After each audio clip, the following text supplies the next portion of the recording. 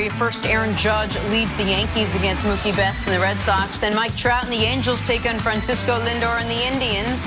It all gets started 12:30 p.m. Eastern, 9:30 a.m. Pacific on FS1 and the Fox Sports app. Sox and Yanks stood pat at the trade deadline. A little surprising yesterday from them. All right, we'll get to Kyler Murray in just a second. But first, Pirates and Reds and shortstop Jose Iglesias with the man on first. Yep. It didn't even need to touch the bag, did it anyway. It's a hell of a play by Iglesias. Come on, I was laying out, man. You did so well the first time we did this. You were bragging. You were doing the cheers. I was Not waiting on here. the This soccer. is where he was bragging. Yeah, I was waiting on the Chelsea's soccer. Christian Pulisic pulling it through the defender's legs for the score. His first goal with his new club. Man, he's the U.S. men's best hope for the next World Cup. If he can continue to improve playing on a club the caliber of Chelsea, not only should the men's team make the damn tournament, I mean, honestly, but have some success in said tournament. He's just laying out entirely. All right, a little bit more from this game here. Giving you a Chelsea's Pedro scoring a goal. How? The volley off the back heel. Good like cross. it's nothing. Come on, stop. This is unbelievable. Come on, Pedro. Left foot, heel, back of the net. He could play soccer 20 more years and not be able to do something better than that. All right, let's talk about the #1 overall pick in Kyler Murray. With plenty of questions facing the Heisman winner's ability to have success in the league, future Hall of Famer Larry Fitzgerald says we shouldn't worry, stating that he's never seen a rookie quarterback come in like Kyler. So, see, after hearing that from your guy, Larry, what are your expectations for Murray as a rookie? Well, I'm still going to be careful on what the expectations are. What Larry is talking about is that something that younger players struggle with in the NFL more than anything. In the NBA, Major League Baseball, when you go from the minors to the majors, there's a jump in the intensity and the athleticism, all those things, the competition, there is a jump.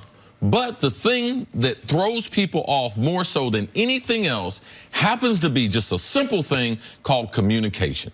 And typically when you come from college, and there's a reason why Alabama players in the NFL, even though they're playing an NFL defense at Alabama, when they get to the NFL, they struggle. Why? Because the language, it's not they're doing something different, but the language changes. And Kyler Murray, I believe, unless someone's going to correct me, is the only guy to ever inherit the same offense in the pros as he had in college. So typically, when I'm a wide receiver coming from Ohio State, I got drafted by Philadelphia.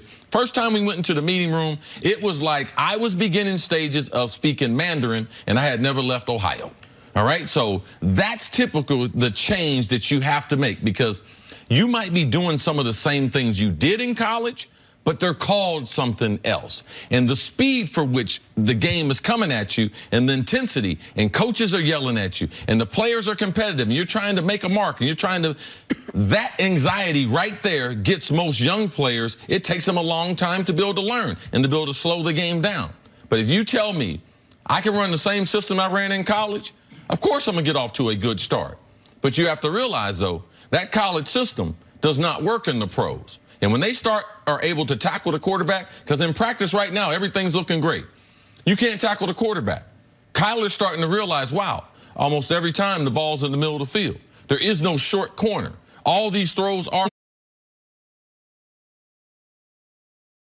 only so far, Larry, because he did not have to learn a new language. So that helped him out from the beginning. He understood everything that was being presented to him because he's seen it for the last couple years in college. And that's why he should be ahead. That's why if he weren't ahead of where the typical rookie is who's learning a new language, learning a new system, you'd be really concerned. But when what you're talking about, you know what it reminded me of was when we had Isaiah Thomas out here talking about what made him special, or what makes guys special, is their ability to think and process and do things late in games when they're fatigued, when they're exhausted, after they've been doing it for 40-some minutes throughout the first 3 quarters of the game.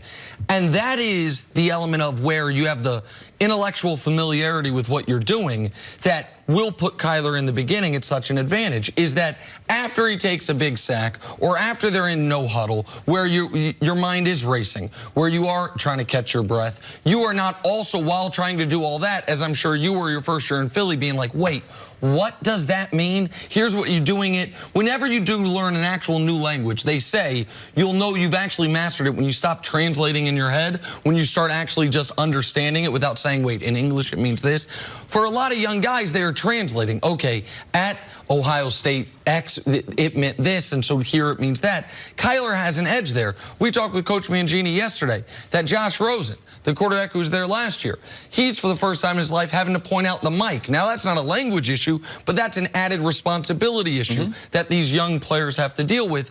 What I'm curious from you, C, is what do you think Kyler will excel at the most immediately, while even despite the possible pitfalls of a college offense translating to the NFL and the NFL teams having a book on it from what they did in college, what Kingsbury's system was, what are the things immediately he'll do the best? Well, Kyler's an excellent thrower of the football. Even though he's undersized, he's got a big-time arm. He's made a lot of different throws, throwing to the outside, throwing to the middle, throwing deep, throwing short, throwing bubble screen, so he can do those things. What I don't know is this college offense that's in pro football, there's a reason why Chip Kelly is coaching in college again. There's a reason why Steve Spurrier came to Washington Redskins, got his nose bashed in, and then went back to.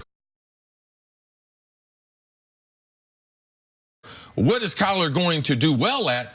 The college systems haven't worked in the pros because they can't protect the quarterback. The ball's in the middle of the field. The college quarterbacks can't adjust to the long throws, the hot reads and everything. So I know he can throw the ball. I'm not worried about that. I'm worried about how they're going to protect him. And the wild card to me is how much are they going to use David Johnson?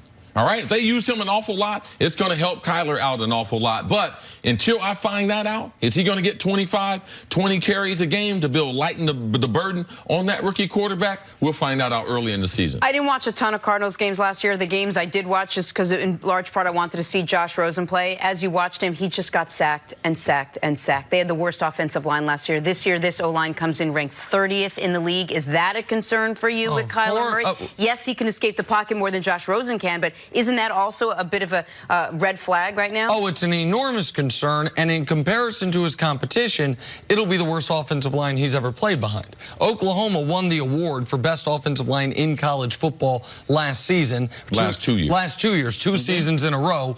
And so he, for the first time in his football playing life, will be playing behind an offensive line where you are constantly at a disadvantage. That would be tough if he were a 7-year vet. Like, that would be tough if anyone would have issues playing behind the offensive line Rosen played behind last year. They didn't put a huge priority on offensive line in this year's draft. They went out and got, again, more skill players. They drafted him #1. They took Andy Isabella in the 2nd round. They took another wide receiver in the 4th round. They got him a bunch of weapons, but that doesn't necessarily help him in the pocket, help him his ability to stay upright. And see, even with good personnel, your concern is this system's ability, even with good offensive linemen, to keep the quarterback upright. This is a flawed system. I don't believe this system will be successful. I believe that Cliff Kingsbury will be coaching back in college. They don't protect the quarterback enough. They don't have enough variations on, if my #1 wide receiver is taken away, how do I get to 2, 3, and 4? The check downs and what I've seen, young quarterbacks, I tell Nick this all the time, what's going to happen when he gets hit right here? Because you question yourself as a young player. Because I wish I was back at Ohio State. I said, man, I shouldn't have came out of school. I should have got that extra year. Maybe I should be playing baseball. They better protect him. They better do that from the beginning, because these last 2 systems that we've seen come from college, Kelly and Spurrier, did not work, regardless of what talent that they had at quarterback. All right, let's take a break there. Coming up, is it starting to look like Ezekiel Elliott's holdout might drag into the regular season? Next on First Things First.